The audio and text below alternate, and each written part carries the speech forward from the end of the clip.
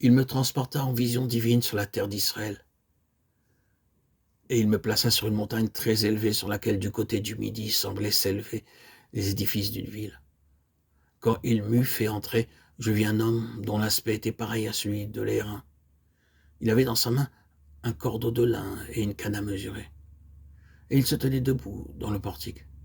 Cet homme me dit, « Fils d'homme, regarde de tes yeux, écoute de tes oreilles, et fais attention aux choses que je vais te montrer, car c'est pour qu'on te fasse tout voir que tu as été amené ici. Fais donc connaître à la maison d'Israël tout ce que tu vas voir. » Ézéchiel 42, 4. Fils d'homme, fais connaître ce temple à la maison d'Israël, afin qu'il soit confondu de leur iniquité, qu'ils mesurent les dimensions de cet édifice quand ils seront confus de tout ce qu'ils ont fait, expose le plan de ce temple, sa disposition, ses sorties, ses entrées, toutes ses parties, toutes ses dimensions, ses règles et ses lois. Mais par écrit à une description sous leurs yeux, afin qu'ils en retiennent l'ordonnance et les règles pour y conformer leur culte. Ézéchiel 43, 10, 11. Nous nous souvenons que ce fut au moment où tout ce qui avait été jadis le moyen par lequel Dieu avait présenté en symbole ses pensées au sein de son peuple, où tout s'était effondré et avait été perdu, et où le peuple était spirituellement aussi bien que littéralement hors de contact avec ces choses, que l'Éternel se saisit de son serviteur Ézéchiel et le transporta en vision divine dans le pays, le plaça sur une haute montagne, et lui montra dans une vision la ville et cette grande et nouvelle maison spirituelle et céleste. La vision et la révélation qui lui furent données furent très complètes et très détaillées. Et pas à pas, à travers tout ce temple spirituel, le prophète fut dirigé vers chaque endroit, chaque angle, dedans et dehors, en haut et au travers, et tout autour. L'ange, avec la canne à mesurer, lui donne tout le temps les dimensions et les mesures de chaque chose. Une définition des plus complètes de toute cette maison spirituelle. Et puis, lorsque le prophète eut reçu la révélation de toutes les formes et de toutes les autres choses, il lui a ordonné de faire voir à la maison d'Israël, et de lui donner tout le détail de la pensée divine. Lorsque son peuple s'est éloigné des pensées divines et qu'il a perdu la révélation originale de Dieu, lorsque le caractère céleste, la spiritualité, la puissance divine de ce qui est de Dieu ont cessé d'opérer au sein de son peuple, et que la gloire s'est retirée, la réaction de l'Éternel contre un tel état de choses sera toujours de donner une nouvelle révélation de son Fils. La réponse de Dieu consistera toujours à remettre tout à nouveau son Fils en vue. En un moment semblable dans l'histoire de l'Église, des premiers jours où les choses avaient perdu leur gloire premier, Jean a été employé par le Saint-Esprit pour remettre tout à nouveau en lumière dans son évangile, dans ses épîtres, et dans l'Apocalypse d'une manière pleine, céleste et spirituelle. Le Seigneur Jésus.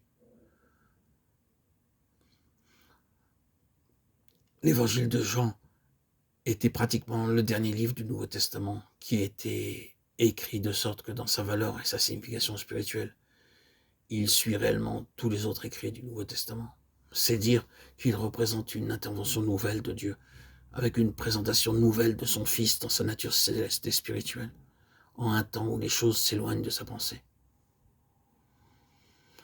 J'aimerais simplement, puisque je m'y sens contraint, nous arrêtions là-dessus pour quelques instants.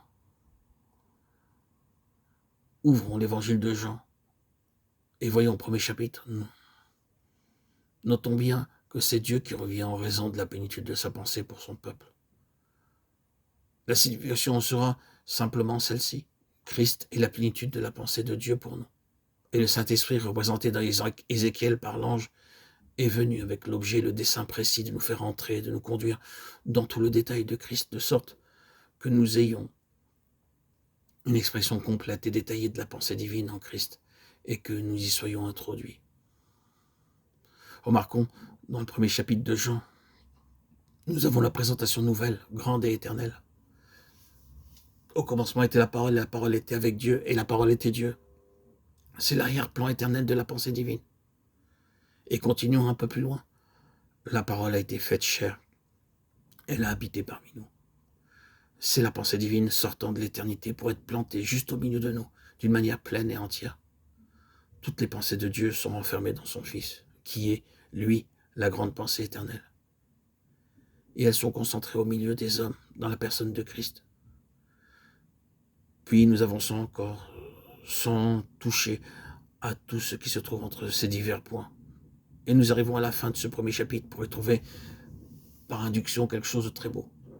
Si nous en reconnaissons la signification, c'est la parole adressée à Nathanaël. Il est toujours intéressant de remarquer que c'est à Nathanaël qu'elle fut adressée. Si elle eût été dite à Pierre, à Jacques ou à Jean, on pourrait en conclure qu'elle était destinée à une sorte de cercle intime.